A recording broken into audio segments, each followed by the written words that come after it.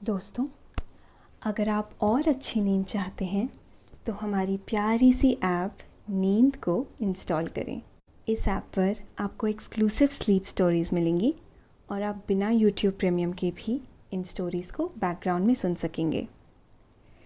Install करने के लिए आप हमारी वेबसाइट नींद.ऐप पर ज़रूर आइए और अच्छी कहानियाँ, स्लीप म्यूज़िक, कुछ टिप्स सुनने के लिए इस चैनल को सब्सक्राइब कीजिए।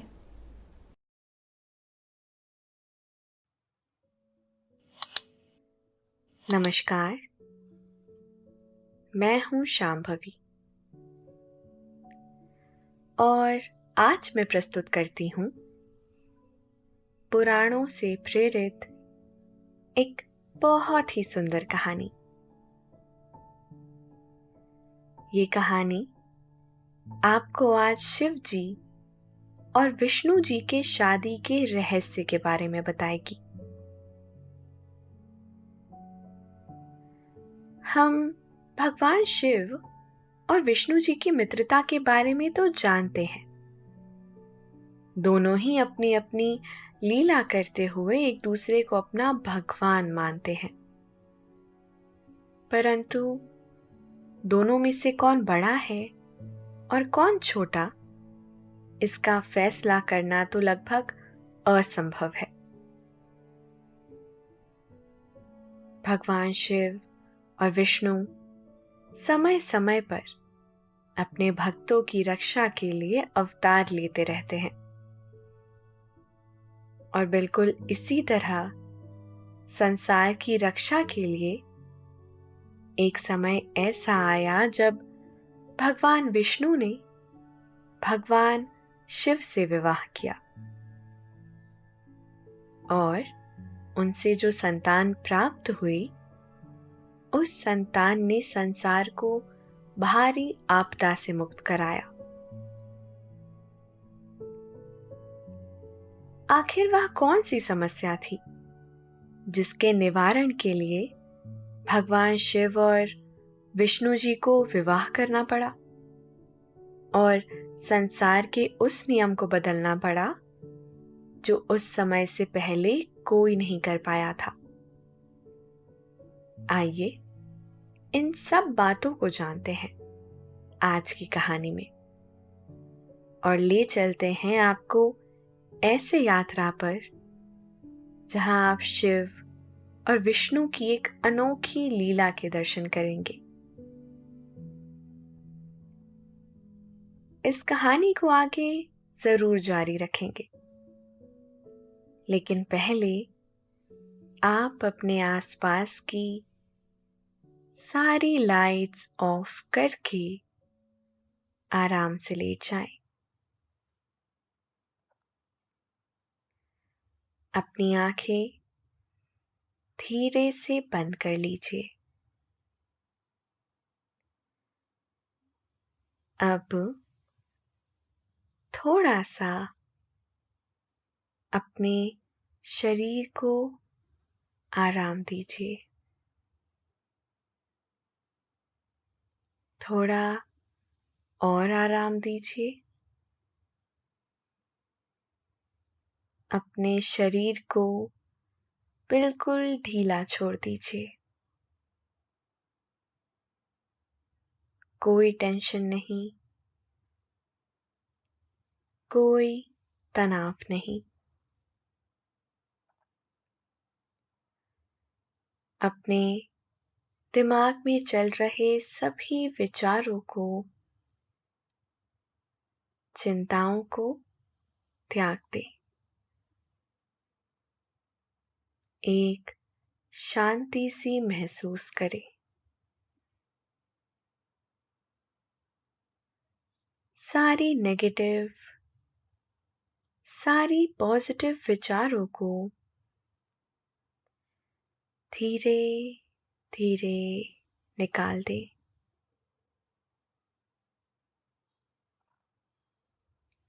हाथों को सीधा करें और अपनी कमर के साइड में रख लीजिए।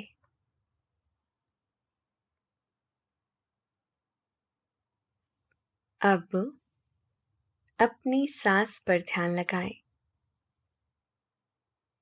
इसको धीमे या तेज नहीं करना है। बस ध्यान देना है कि कैसे वो आपके अंदर प्रवेश कर रही है और कैसे वो वापस आपके गले और नाक के माध्यम से वापस निकल रही है। आपका मन शांत, एकदम शांत होता जा रहा है। आप अच्छा महसूस कर रहे हैं। खुद को काफी हल्का फील कर रहे हैं।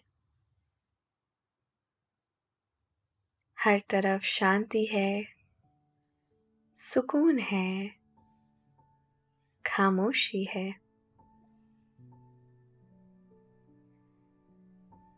तो चलिए आज की इस कथा को प्रारंभ करते हैं। राक्षसों का साम्राज्य दिन पर दिन बढ़ता जा रहा था।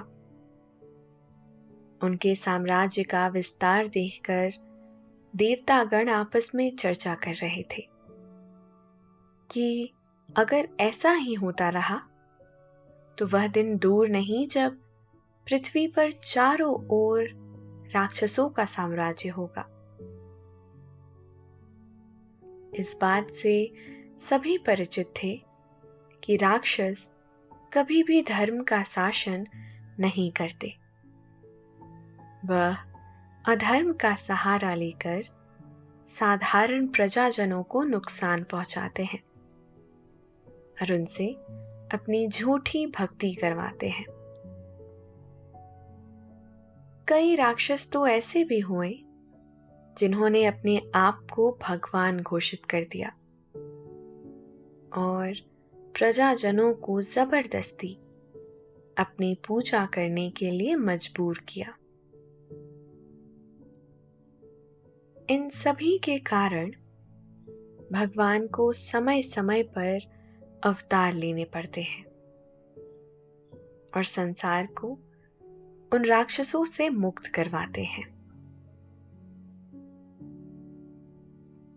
बिल्कुल इसी प्रकार महिषासुर नाम का एक राक्षस हुआ करता था जो बहुत ही दुष्ट था। वह आए दिन अपने प्रजाजनों को सताता रहता था, जिससे परेशान होकर सभी लोग देवताओं की पूजा करने लगे और उनसे प्रार्थना करने लगे कि वह कुछ भी करके संसार को इस गोवर्ता से मुक्त कराए। तब सभी देवताओं ने माता दुर्गा से प्रार्थना की और मां दुर्गा ने अपने सभी 9 रूपों से महिषासुर को नष्ट कर दिया और संसार को महिषासुर के आतंक से मुक्त कराया, जिससे देवता और प्रजाजनों में खुशी की लहर दौड़ गई। चारों ओर शांति व्याप्त हो गई और पूरे संसार में धर्म का विस्तार होने लगा। सतयुग जैसा वातावरण फिर से लौटने लगा, परंतु इस बात से अप्रसन्न महिषासुर की एक बहन भी थी जिसका नाम महिषी था। वह मन ही मन देवताओं के फैले हुए साम्राज्य को देखकर इच्छा कर रही थी कि काश वह अपने भाई का बदला देवताओं से ले पाए। अपने मन में ऐसी दबी हुई इच्छा को लेकर वह अपने गुरु के पास गई और हाथ जोड़कर उनसे इस दुविधा का उत्तर मांगा और उनसे कहा हे गुरुदेव, मैं किस प्रकार से देवताओं से अपने भाई का प्रतिशोध ले सकती हूँ और मैं किस प्रकार फिर से राक्षस साम्राज्य को उन बुलंदियों तक पहुंचा सकती हूँ? कृपया मुझे रास्ता दिखाएं। गुरुदेव ने उसे बताया कि यदि तुम अपनी इच्छा पूरी करनी चाहती हो और देवताओं से प्रतिशोध लेना चाहती हो तो तुम्हें ब्रह्मदेव की घोर तपस्या करनी होगी। यह तपस्या बहुत ही कठिन होती है और लंबे समय तक चलती है। क्या तुम यह कर पाओगी? तब महिषी ने कहा, मैं देवताओं को पराजित करने के लिए कुछ भी कर सकती हूँ, चाहे तपस्या कितनी भी लंबी हो, मैं उसे अवश्य करूंगी और देवताओं को पराजित करके दिखाऊंगी। दोस्तों, अब से आप आपकी मनचाही दादी और नानी की कहानियों से प्यारी नींद की कहानियां सिर्फ और सिर्फ नींद ऐप पर ही सुन पाएंगे। तो इसी तरह हमारे साथ कहानियों के जरिए जुड़े रहने के लिए आपकी अपनी नींद ऐप इंस्टॉल करें। महिषी के प्रतिशोध की आग किसी पहाड़ से भी ज्यादा विशाल थी, जिसे देखकर ब्रह्मा जी को भी लग रहा था कि वह जरूर कुछ ना कुछ गड़बड़ करेगी। इसीलिए वह उससे वरदान नहीं देना चाहते थे। परंतु यदि कोई व्यक्ति घोर तपस्या करता है तो सृष्टि के नियमों के अनुसार उसे उसके कर्म का फल देना ही पड़ता है। इसी कारण ब्रह्मा, विष्णु और महेश किसी भी व्यक्ति या भक्तों को उसकी तपस्या या पूजा का फल देने के लिए विवश हो जाते हैं। महिषासुर की बहन महिषी ने हिमालय पर्वत पर जाकर घोर तपस्या करना प्रारंभ कर दिया। उसने अपने गुरु द्वारा बताई विधि का ध्यान रखते हुए ब्रह्मा जी की सब प्रकार से तपस्या की और धीरे धीरे उसकी तपस्या का प्रभाव बढ़ता ही जा रहा था। उसने पेड़, पौधे और वनस्पतियों का सहारा लेते हुए अपने आप को तपस्या के लायक बना लिया था। उसने ब्रह्मदेव की भक्ति में खुद को इतना मग्न कर दिया था कि उसे अपने आसपास के वातावरण की कोई भी अनुभूति ना रही और वो धीरे धीरे ब्रह्मा जी की तपस्या में लीन होती गई। बहुत समय के पश्चात ऐसा समय आया जब उसकी तपस्या पूर्ण होने जा रही थी। देवताओं ने उसकी तपस्या को भंग करने के लिए सब प्रकार से जतन किया। उन्होंने अपनी शक्तियों का पूरा प्रयोग किया, परंतु उसकी तपस्या इतनी अधिक थी कि वह उसे हरा न सके। इंद्रदेव ने भी उसकी तपस्या भंग करने के लिए पवन देव, अग्निदेव तथा वरुण देव को भी भेजा। पवन देव ने अपनी प्रचंड वायु के वेग का सहारा लेकर तूफान पैदा किया, परंतु वह महिषी का बाल भी बांका ना कर सके। उसके पश्चात अग्निदेव ने प्रचंड अग्नि पैदा की, जिसके प्रभाव से भी महिषी अछूती रह गई। इसके बाद वरुण देव ने भी अपने जल का प्रकोप दिखाया, परंतु उनके भीषण जल के प्रकोप से भी महिषी का कुछ नहीं बिगड़ा। धीरे धीरे करके जैसे दिन आगे बढ़ रहे थे, महिषी की तपस्या सफल होने जा रही थी। फिर एक दिन ऐसा आया कि उसकी तपस्या पूरी तरह सफल हो गई और ब्रह्मदेव उसके सामने प्रकट हुए। ब्रह्मदेव ने महिषी से कहा, पुत्री, तुमने मेरी घोर तपस्या की है, इसीलिए मैं तुम्हें मनचाहा वर प्रदान करना चाहता हूं। तुम मुझसे वरदान मांगो और अपनी तपस्या का फल मुझसे अर्जित कर लो। तब महिषी ने बिना कोई संकोच करते हुए ब्रह्मदेव से कहा, ब्रह्मदेव, यदि आप मेरी तपस्या से प्रसन्न हैं और यदि आप मेरी भक्ति से खुश हैं, तो आप मुझे वरदान दीजिए कि मैं सदा सदा के लिए अमर हो जाऊं और अपने शत्रुओं पर विजय प्राप्त करूं।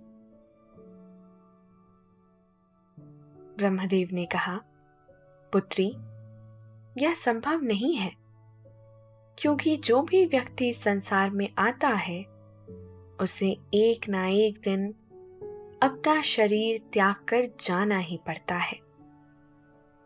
इस शरीर की बहुत मर्यादा है। पृथ्वी लोक पर ऐसा कोई भी व्यक्ति नहीं हो सकता जिसने कभी भी अपना शरीर ना त्यागा हो। इसीलिए तुम कोई और वर मांग लो। तुम चाहो तो मैं तुम्हें सदा युद्ध में विजय होने का वरदान दे सकता हूं, परंतु अमरता संभव नहीं।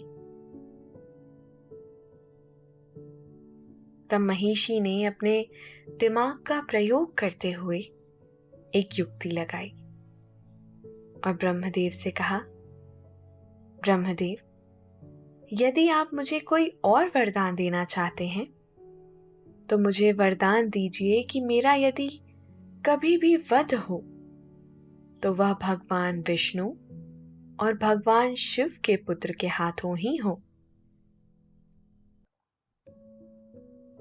ऐसा वरदान सुनकर ब्रह्मदेव भी चकित रह गए, क्योंकि दो पुरुषों के मिलन से कोई पुत्र पैदा होना सृष्टि में असंभव था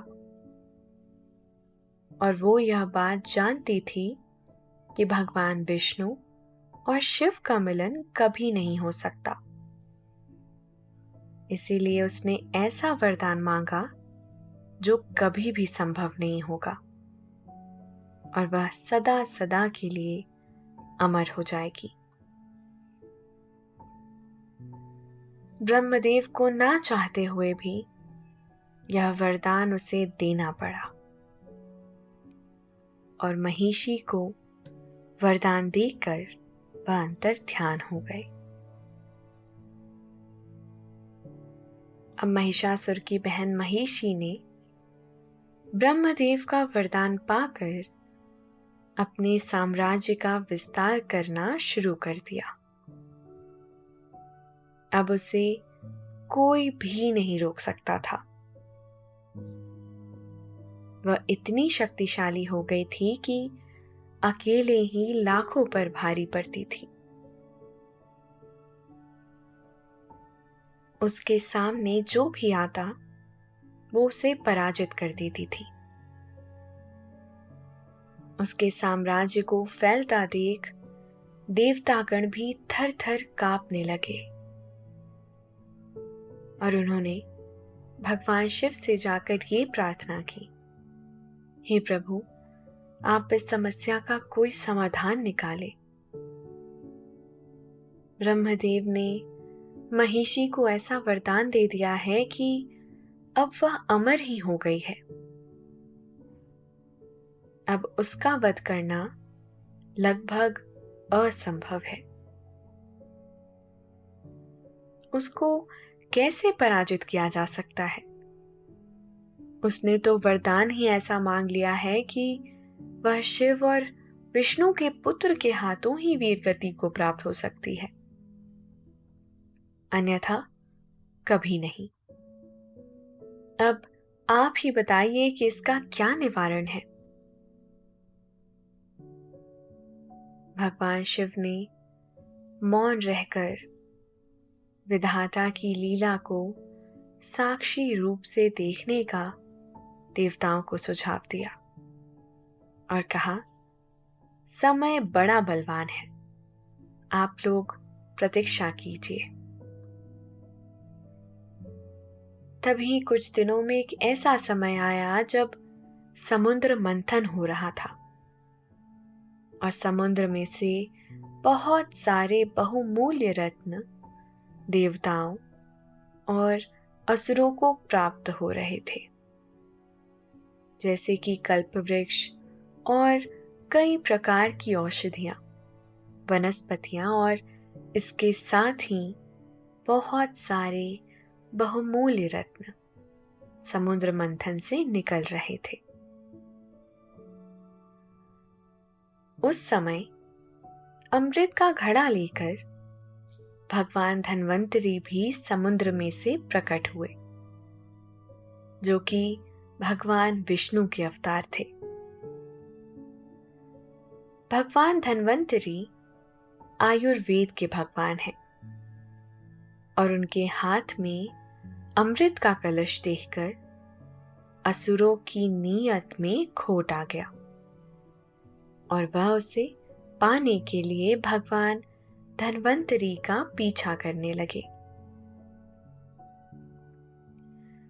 भगवान विष्णु को इस बात की बड़ी ही चिंता हुई कि यदि असुरों ने अमृत पी लिया तो वो सदा सदा के लिए अमर हो जाएंगे और संसार में धर्म की बड़ी हानि हो जाएगी।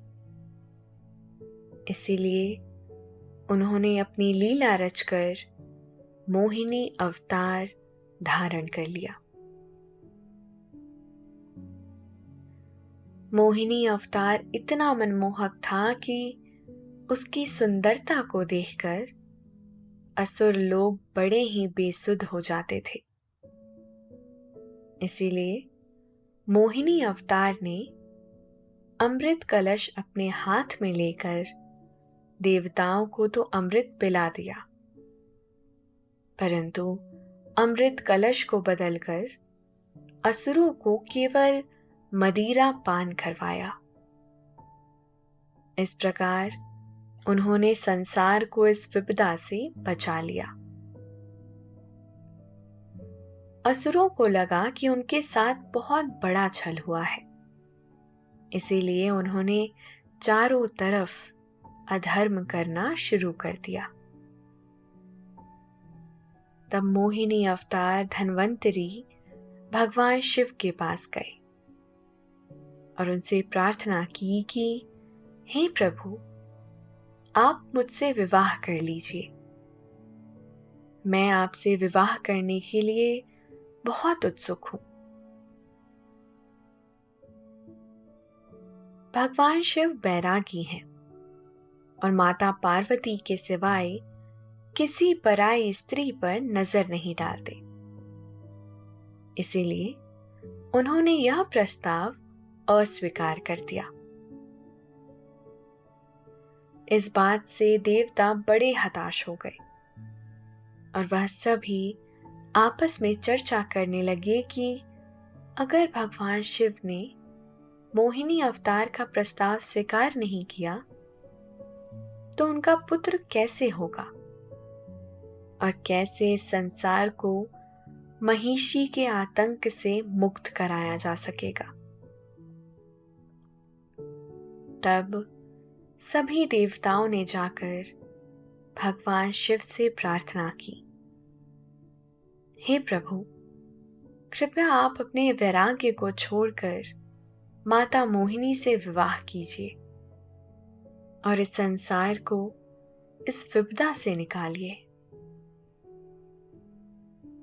तब भगवान शिव ने कुछ सोच विचार करते हुए एक ऐसी युक्ति निकाली जिससे उनकी बात भी रह जाए और देवताओं का भी भला हो। तब उन्होंने मोहिनी को अपना पारद दिया, जिसे मोहिनी ने बड़े ही पवित्र भाव से धारण किया। और इस तरह भगवान शिव को मोहिनी से विवाह भी नहीं करना पड़ा और देवताओं की मनोकामना भी पूर्ण हो गई।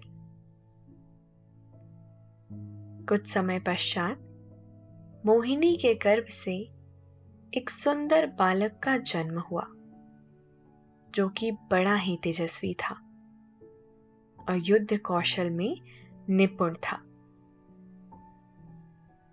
देवताओं को अब यह चिंता सताने लगी कि कब यह बालक जल्दी से बड़ा होगा और महिषी को युद्ध में पराजित करेगा। परंतु यह बात सभी भली भांति जानते थे कि महिषी को युद्ध में पराजित करना लगभग असंभव हो चुका था। इसीलिए एक साधारण बालक उसका वध कभी भी नहीं कर सकता है।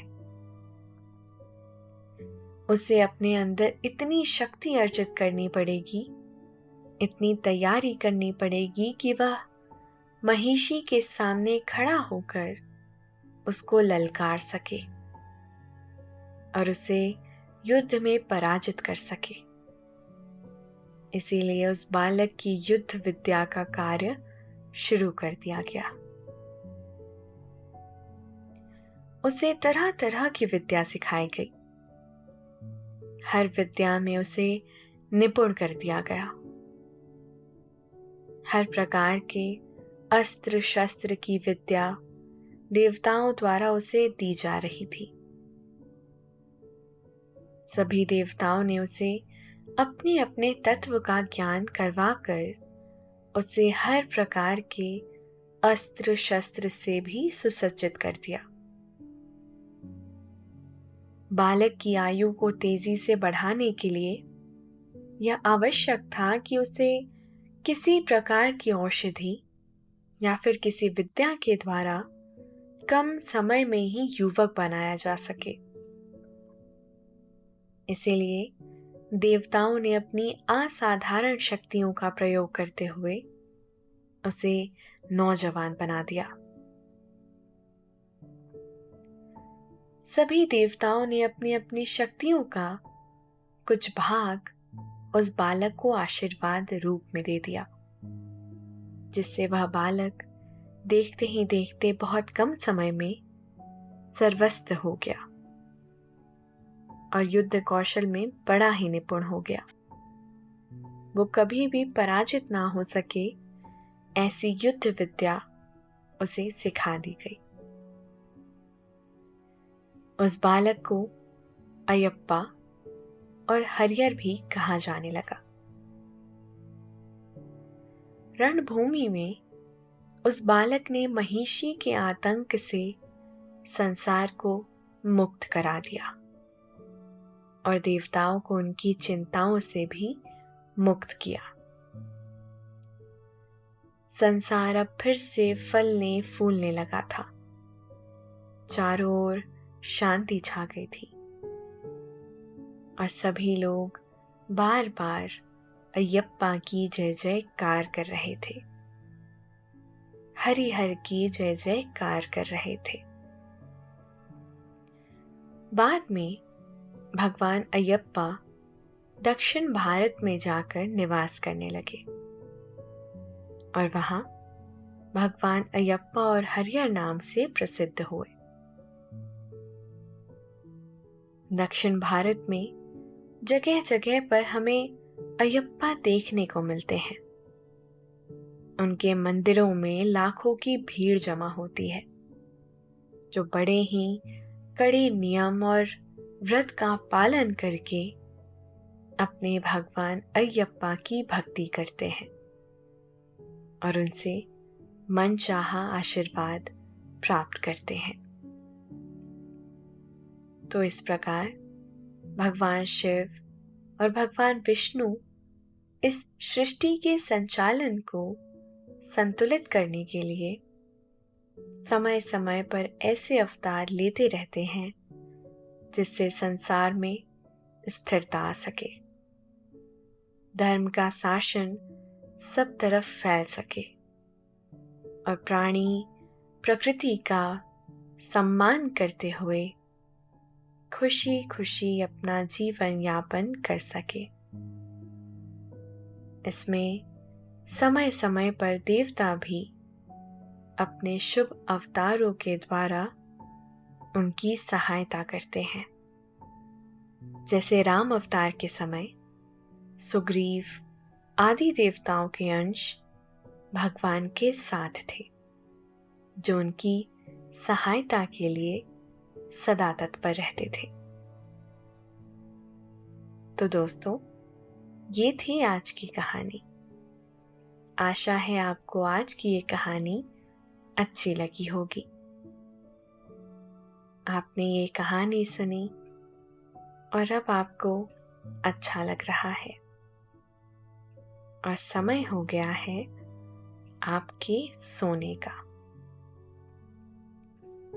अब आप धीरे धीरे नींद की ओर बढ़ते जा रहे हैं